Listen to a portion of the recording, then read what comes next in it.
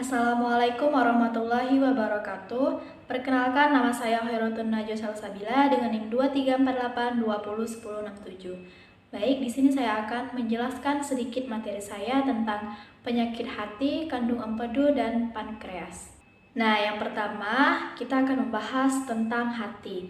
Jadi hati ini adalah organ padat terbesar dan kelenjar terbesar dalam tubuh manusia. Nah, hati ini terletak tepat di bawah diafragma di sisi kanan atas tubuh dan mempunyai sejumlah peran penting. Nah, hati ini berfungsi dalam metabolisme, detoksifikasi, dan produksi empedu. Nah, pentingnya hati ini untuk mengatur berbagai fungsi vital yang penting untuk hidup sehat, termasuk metabolisme protein, karbohidrat, dan juga lemak. Nah, selanjutnya di sini ada kandung empedu, di mana kandung empedu ini merupakan organ kecil berbentuk seperti kantung yang terletak di bawah hati. Nah, kandung empedu ini berfungsi menyimpan dan mengonsentrasi empedu sebelum dilepaskan ke usus kecil untuk membantu pencernaan lemak. Nah, pentingnya kandung empedu ini yaitu untuk membantu dalam proses pencernaan, khususnya pencernaan lemak dengan menyimpan dan melepaskan empedu. Nah, kemudian yang ketiga ini ada pankreas. Pankreas ini merupakan organ panjang dan ramping yang terletak di belakang perut. Nah, ini berfungsi dalam produksi enzim, pencernaan atau fungsi eksokrin, dan hormon seperti insulin, yaitu fungsi endokrin.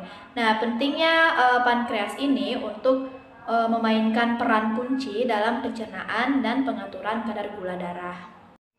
Selanjutnya, ini ada contoh dari penyakit hati. Yang pertama itu hepatitis. Nah, definisi dari hepatitis ini yaitu peradangan hati yang dapat disebabkan oleh virus hepatitis A, B, C, D, E, alkohol, obat-obatan, atau kondisi autoimun. Nah, gejalanya itu terdapat demam, lelah, nyeri perut, dan mata menguning. Untuk pencegahan dan pengobatannya itu bisa dilakukan dengan vaksinasi untuk hepatitis A dan B, kemudian antivirus, dan menghindari alkohol, kemudian perawatan suportif. Contoh yang kedua itu ada kanker hati. Definisinya itu pertumbuhan sel abnormal yang ganas di hati, termasuk golongan yang paling umum itu ada hepatoselular karsinoma. Nah, faktor risikonya itu yaitu hepatitis B atau C, kemudian sirosis, penyakit hati berlemak. Nah, gejalanya itu penurunan berat badan, kehilangan nafsu makan, nyeri perut, dan menguningnya mata. Kemudian ada pembengkakan pada perut. Nah, pengobatannya itu bisa dilakukan dengan pembedahan, terapi target, kemoterapi, transplantasi hati pada kasus yang memenuhi syarat. Nah, kemudian contoh pada penyakit kandung empedu. Yang pertama itu ada batu empedu. Definisinya itu pembentukan batu dalam kandung empedu yang terdiri dari kolesterol, bilirubin, atau campuran keduanya. Nah, faktor risikonya itu seperti obesitas, diet tinggi lemak, kemudian diabetes, usia lanjut, dan faktor genetik.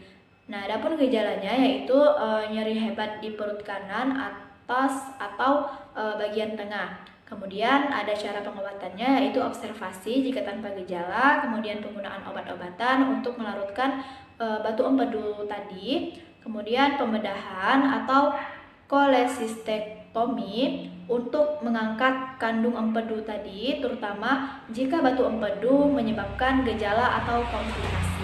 Nah, contoh kedua dari penyakit kandung empedu yaitu ada kanker kandung empedu, di mana pertumbuhan sel abnormal yang ganas di dalam kandung empedu jarang terjadi tetapi serius. Kemudian faktor risikonya itu batu empedu kronis, polip kandung empedu, dan kolesistitis kronis.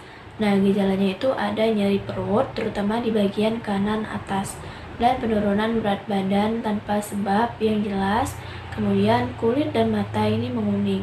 Nah, ada juga cara pengobatannya itu dapat dilakukan dengan pembedahan untuk mengangkat kandung empedu dan jaringan yang terkena. Terus terapi tambahan seperti kemoterapi atau radioterapi tergantung pada stadium kankernya.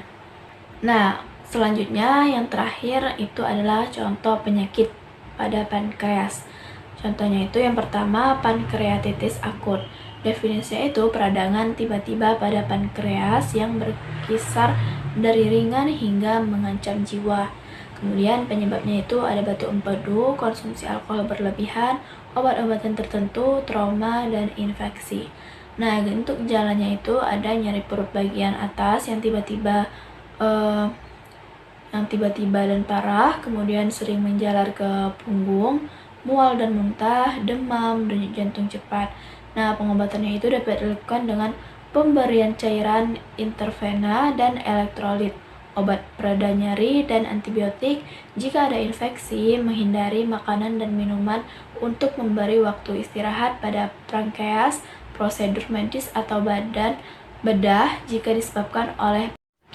Baik, itu tadi materi saya. Semoga bermanfaat. Kurang dan lebihnya saya mohon maaf dan saya akhiri. Wassalamualaikum warahmatullahi wabarakatuh.